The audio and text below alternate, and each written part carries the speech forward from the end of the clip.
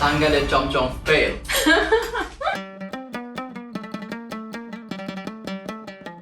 রসগোল্লা আর চমচম তৈরির first step হচ্ছে ছানা তৈরি করা। ছানা তৈরির জন্য প্রথমে দুধ জাল দিয়ে বলক আনতে হবে। এরপর তাড়াতাড়ি চুলা থেকে সরিয়ে দুধের মধ্যে দিতে হবে এমন কিছু যেটা দুধের প্রোটিনকে জমাট বাঁধায়। এটার জন্য আমি এখানে নিয়েছি ন্যাচারাল ইয়োগার্ট, মানে প্লেন টক দই। বেসিক্যালি আমি 4.5 লিটার দুধের জন্য নিয়েছি 1 লিটার টক দই। এখানে যদি কেউ টক দই না ইউজ করতে চান, ভিনেগারও ইউজ করতে পারেন অথবা লেবুর রসও ইউজ করতে পারেন। এখন ছানা তৈরি হয়ে গিয়েছে এবং পানির কালারটা এরকম হলুদ হলুদ সবুজ সবুজ একটা কালার চলে আসছে এবং ছানা সব আলাদা হয়ে গিয়েছে। এবং এই পর্যায়ে খুব তাড়াতাড়ি এখন ছানাটা ধুয়ে ফেলতে হবে, না হলে কিন্তু ছানাটা ওভারকুকড হয়ে যাবে।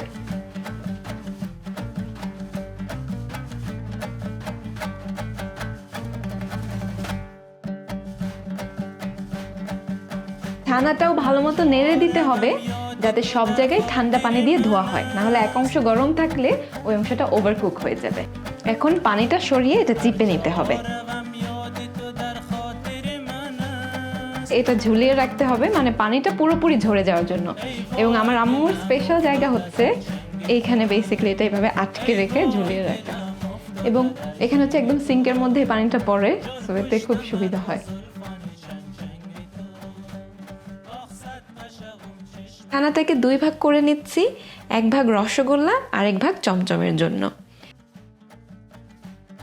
প্রথমেই আসি রসের গোলকে। রসের গোলকের রস তৈরি করতে লাগবে চিনি, সাথে তার 3 গুণ পানি, মানে 3 কাপ চিনিতে 9 কাপ পানি।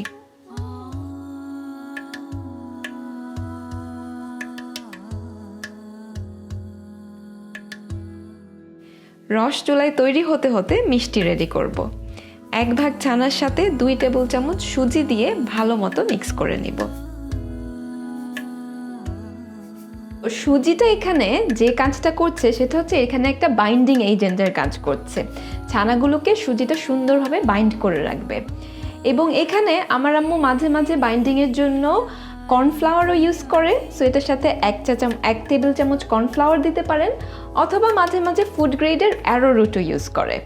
সো আপনারা চাইলে সুজির সাথে বাসায় যদি থাকে অ্যারোরুট অথবা কর্নফ্লাওয়ার, সেটাও 1 চামচ করে অ্যাড করতে পারেন, বাট ওগুলো অপশনাল। ওটা ছাড়াও শুধু সুজি দিয়েও পারফেক্টলি মিষ্টি হবে।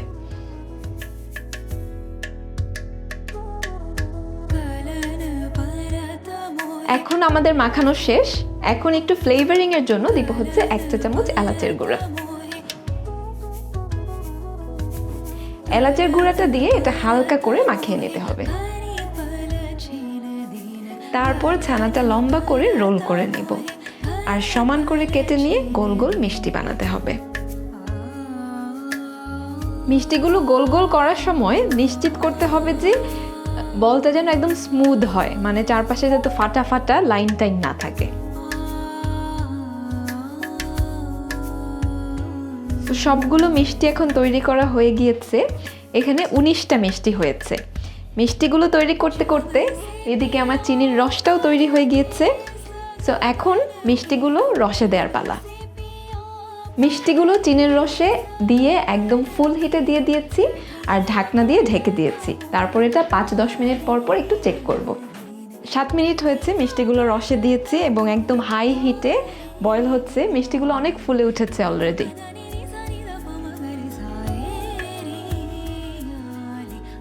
এখানে একটা জিনিস খুব ইম্পর্টেন্ট সিদ্ধ হওয়ার সময়, যে সবসময় যে বাবল হচ্ছে এবং মিষ্টিগুলো এই রসের বাবলের নিচে থাকছে, এর কারণে এই বাবলগুলোর মাধ্যমে মিষ্টিগুলো খুব স্পঞ্জি হবে। এবং এর জন্য যে কয়েকটা জিনিস খুব ইম্পর্টেন্ট, সেটা হচ্ছে পাত্রের সাইজটা, পাত্রটা ভালো মতো ঢাকনা দিয়ে ঢেকে দেয়া। অনেকে আবার এখানে এক্সট্রা ময়দা ইউজ করে অথবা পুরনো মিষ্টির রস ইউজ করে যাতে আরও বেশি বেশি বাবল হয়। কিন্তু পাত্রের সাইজ আর ঢাকনাটা ঠিক থাকলে, পানির পরিমাণ ঠিক থাকলে বাবলটা এমনি এমনি হবে এবং এতে করে মিষ্টি খুব স্পঞ্জি আর সফট হবে। মিষ্টি খুব নরম আর স্পঞ্জি রাখার আরেকটা টিপ হচ্ছে এই মিষ্টির রসটা সবসময় পাতলা রাখতে হবে। যদি দেখেন যে মিষ্টির রসটা একটু বেশি আঠালো হয়ে এসেছে, তাহলে আর একটু গরম পানি মিষ্টিতে অ্যাড করবেন। আমি অ্যাড করলাম 2 কাপ গরম পানি এটা হচ্ছে মিষ্টিকে খুব সফট আর স্পঞ্জি রাখতে হেল্প করবে। আধা ঘন্টার মতো হাই হিটে জাল দেওয়ার পর আমাদের রসগোল্লা রেডি। একটা ইম্পর্টেন্ট টিপ হচ্ছে, রসগোল্লা হয়ে যাওয়ার পর আস্তে আস্তে আগে ঠান্ডা করে নিতে হবে, তারপর অন্য পাত্রে আনলোড করতে পারেন অথবা সার্ভ করতে পারেন। এতে করে মিষ্টির শেপ ঠিক থাকবে এবং মিষ্টি চুপসে যাওয়ার ভয় থাকবে না।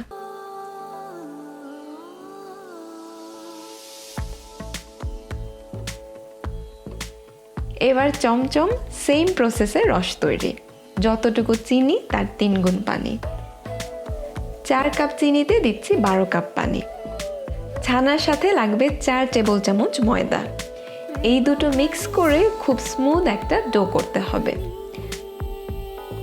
তারপর 2 চামচ ঘি দিয়ে হালকাভাবে মিশিয়ে নিতে হবে।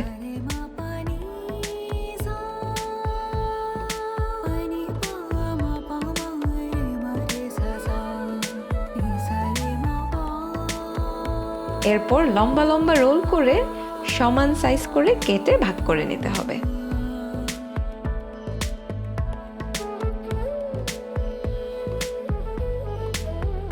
ফাইনালি চমচমের শেপের মতো করে রোল করে নিতে হবে।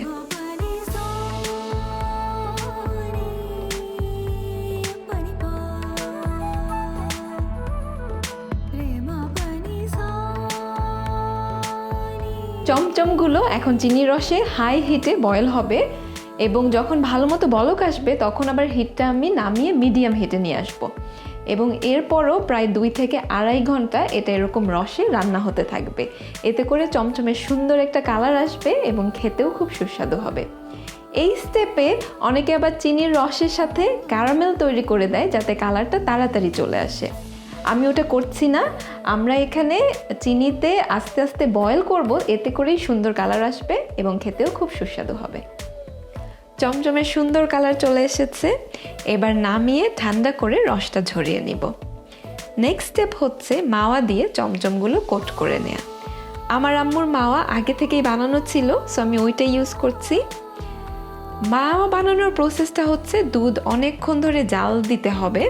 বেসিক্যালি দুধ জাল দিতে দিতে পুরো লিকুইড এভাপোরেট করে লাস্টের যে সলিড থাকে সেটাই মাওয়া।